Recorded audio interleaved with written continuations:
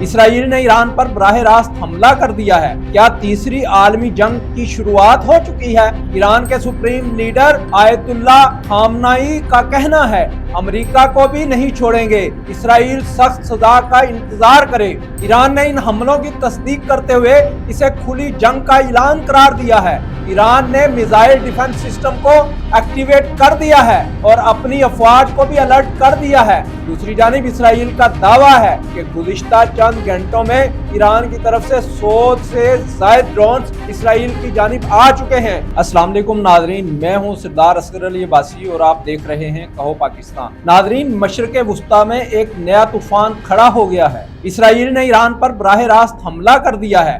کیا تیسری عالمی جنگ کی شروعات ہو چکی ہے؟ کیا یہ آگ پورے خطے کو لپیٹ میں لے لے گی؟ تفصیلات حیران کن ہیں۔ ناظرین، رات کے اندھیرے میں اسرائیل کے جنگی طیاروں نے ایران کے ایک حساس فوجی اڈے کو نشانہ بنایا۔ اسرائیلی فضائیہ اب تک ایران پر 5 حملے کر چکی ہے۔ تباہی کے مناظر دل کو دہلا دینے والے ہیں۔ اس حملے میں ایران کے کئی فوجی ہلاک اور متعدد زخمی ہو چکے ہیں، جبکہ کچھ غیر مصدقہ اطلاعات کے مطابق ایک جوہری سائٹ کو بھی نقصان پہنچا ہے۔ ایران نے ان حملوں کی تصدیق کرتے ہوئے اسے کھلی جنگ کا اعلان قرار دیا ہے۔ ایران کے سپریم لیڈر آیت اللہ خامنائی کا کہنا ہے کہ یہ حملہ اسرائیل کی فطرت کو ظاہر کرتا ہے، امریکہ کو بھی نہیں چھوڑیں گے، اسرائیل سخت سزا کا انتظار کرے۔ بریگیڈیئر جنرل ابو الفضل شکارچی کا کہنا ہے اسرائیل کے ساتھ ساتھ امریکہ کو بھی بھاری قیمت چکانی پڑے گی۔ ایران نے میزائل ڈیفنس سسٹم کو ایکٹیویٹ کر دیا ہے اور اپنی افواج کو بھی الرٹ کر دیا ہے۔ اقوام متحدہ، چین، روس، ترکی سمیت کئی ممالک نے ان حملوں کی شدید مذمت کی ہے، جبکہ امریکہ نے اسرائیل کے حق کے دفاع کی حمایت کی ہے، جس سے معاملہ مزید بگڑتا جا رہا ہے۔ عالمی منڈی میں دوسری جانب تیل کی قیمتیں اچانک بڑھ گئی ہیں اور سٹاک مارکیٹیں ہل کر رہ گئی ہیں۔ ماہرین کا کہنا ہے کہ اگر ایران نے جوابی حملہ کیا تو خطہ مکمل جنگ کی لپیٹ میں آ سکتا ہے۔ ایران کے سرکاری ٹیلی ویژن نے کہا ہے کہ کمانڈر حسین سلامی کی شہادت کا بھی خدشہ ہے۔ گزشتہ روز ہی حسین سلامی نے خبردار کیا تھا کہ کسی بھی اسرائیلی جارحیت کے لیے ایران کا جواب ماضی کے مقابلے میں زیادہ طاقتور اور تباہ کن ہوگا۔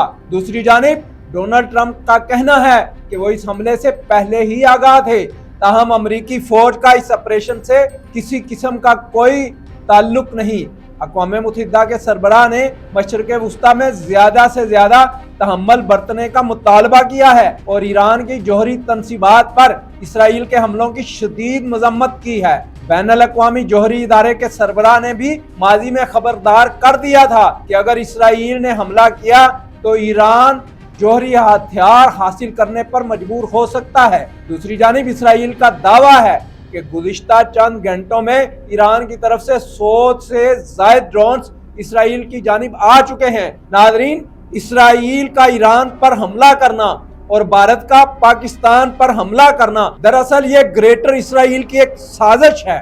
اگر اسرائیل جو ہے وہ ایران کو کمزور کر لیتا ہے تو یاد رکھیں اگلا ہدف پاکستان ہوگا۔ اس وقت ایک گنونی سازش صہیونی قوتوں نے بنی ہوئی ہے۔ مسلسل میں کہتا آ رہا ہوں کہ یہ اسرائیل، امریکہ اور بھارت یہ تینوں کا گٹھ جوڑ ہے۔ یہ تینوں مل کر اس خطے میں کشیدگی پھیلانا چاہتے ہیں۔ ایک جانب چین ان کی آنکھوں میں کھٹکتا ہے، یہ اسے سرنڈر کروانا چاہتے ہیں، تو دوسری جانب ایران اور پاکستان ان دونوں کو یہ کمزور کر کے اس خطے میں اسرائیل کو تھانے دار بنانا چاہتے ہیں اور ساتھ ہی ساتھ بھارت کو طاقتور بنانا چاہتے ہیں۔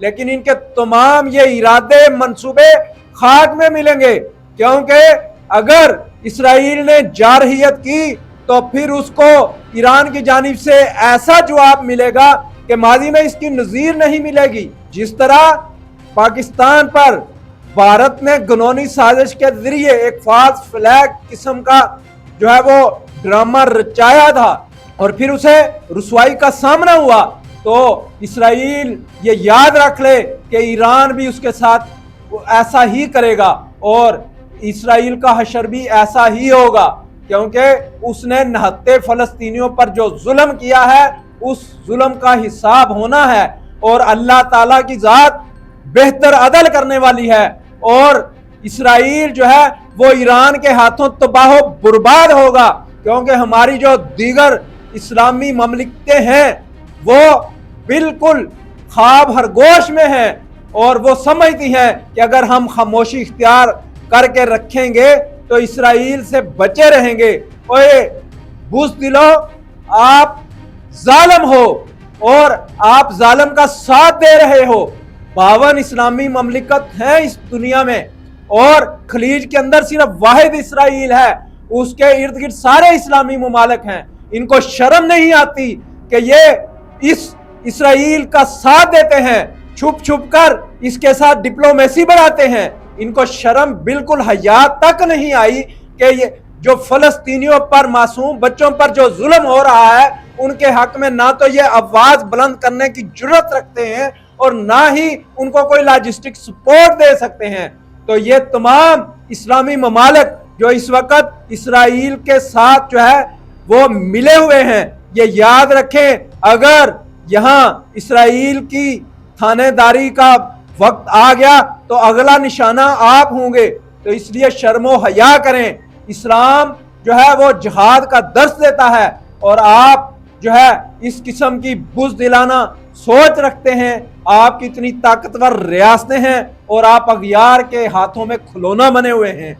آپ ایران کا ساتھ دیں، ایران کو طاقتور بنائیں، تاکہ آپ جو ہے آپ کا دفاع ہو، آپ تحفظ میں رہیں۔ یاد رکھیں، اگر آپ اسرائیل کا دفاع کریں گے تو آپ کو تحفظ نصیب نہیں ہوگا، اور یہ مکافات عمل ہوگا۔ تو اسرائیل کو ایک دن تباہ ہونا ہے، اور وہ ایران کے ہاتھوں ہی ہوگا، کیونکہ بار بار وہ ایران پر حملے کرتا ہے۔ ماضی میں اس نے بے شمار اسرائیل کے اہم عہدوں پر فائز معصوم لوگوں کو نشانہ بنایا، اور انشاءاللہ اب کی بار اسرائیل خود نشان عبرت بنے گا، اور وہ وقت ہم جلد دیکھیں گے۔ تو ناظرین، اسی کے ساتھ اجازت دیجیے، اللہ حافظ۔